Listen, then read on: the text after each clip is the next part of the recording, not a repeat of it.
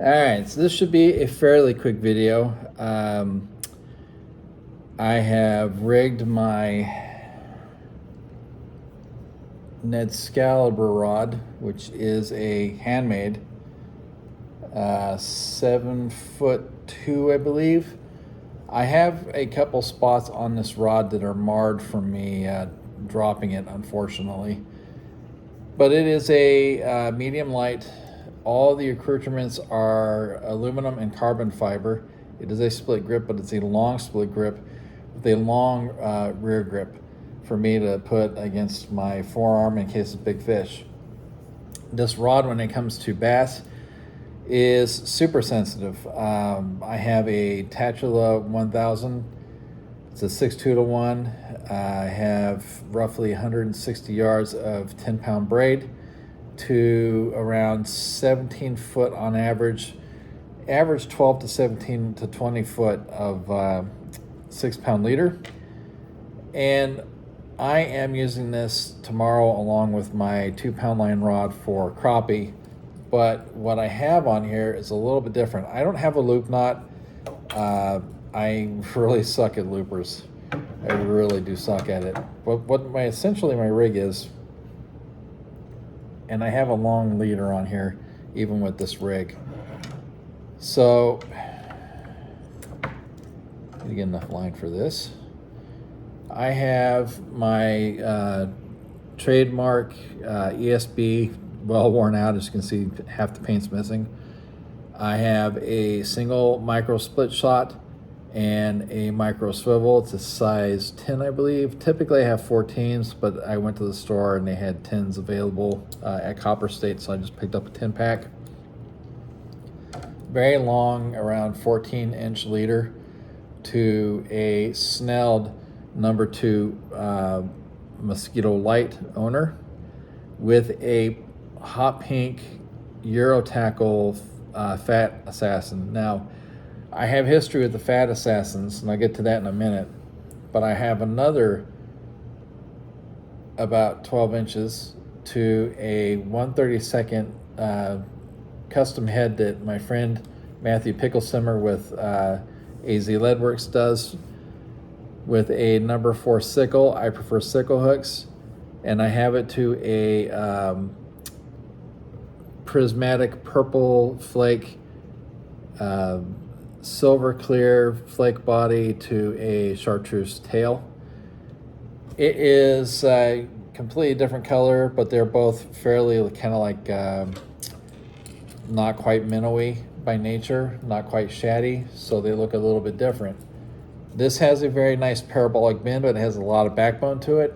And with it being 10 to 6, I know for a fact that I'm not going to have a issue pulling a slabber in. I have had a tendency to use my 2-pound rig to catch a lot of different things that I really shouldn't be getting on 2-pound line. But you know, I mean, it's fun, so I do it, and if there's a consequence to be paid, then I pay the consequence. Now, a closer look at those 1/32. The sickle is a nice angled sickle. Not all sickle hooks are created equal, nor are they the same shape. Excuse me. I'm very tired. I got up really early this morning. This, I believe, is a Mustad, if I'm not mistaken. Pill side head, so if I want to add eyes, I can. I've also taken my 1/32 and 1/64 round heads that I get off of eBay or from my friend Raymond Ramirez, and flattened them with a forceps and glued on eyes to those to make them as natural as possible. The only reason I really don't do that much is because it's kind of hard to skip under docks and into culverts that way. So I tend to kind of leave that alone. I figure if I get a reaction out of a fish, I'm getting a reaction out of the fish, regardless if I have eyes on them or not. But I could easily add them. The 1/32, they're a fat enough pillhead that I could put the eyes and it would skip more than just the round ball 164 to 130 seconds, because they come very skinny when you flatten them out, and they don't match the body of the bait very well. Where with the 130 seconds, they the pill heads, they tend to be like right in line with the width of the bait, so they skip very well.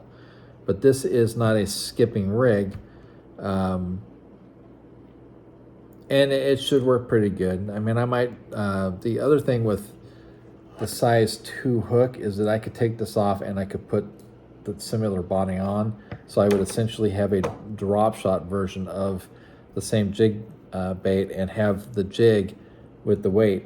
The thing with these ESBs is that they're such a light bobber, because they're automotive bumper foam, that if you get the proper amount of weight, they'll tip up straight every time. So when I have a crappie hit and it goes sideways or it just goes under, I'm very well aware of what kind of strike I'm getting, and at that point in time, having an appropriate reaction, it's a thing.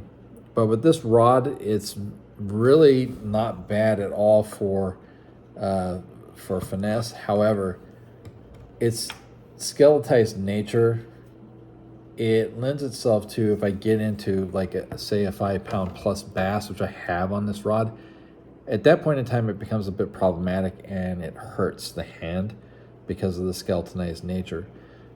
But I'm willing to accept that because it's such a sensitive rod that if I'm drop shotting and netting, there's no mistaking a hit. I know instantly that I'm getting a hit on this rod. It's not unlike Pansasson. This is Nedscalibur. My panfish only rod is Pansasson, and it is a very, very sensitive rod. And with 2-pound line, especially high vis, every strike, whether it's felt or not, I know is happening. But I am using this double rig. It's just a little bit different. It's a drop shot hook that I have snelled on to a jig. You know, I could do 2 snelled drop shot hooks, 2 drop shotted bodies, and my 1/8 weights if I wanted to, but I'm going to start out this way, and I might try doing that if I don't have success on this particular setup. But at that point in time, I've taken enough leader out of the equation by just doing the rig that I would have to redo a leader, and I'm trying to avoid that if possible. But if I have to, I will. I have enough left on my spool to get one more good leader out of it anyway, so I'm not really losing out. But I will do a report on how it works out to be distributed among the various ultralight groups that I'm on Facebook, and this video will go to those as well.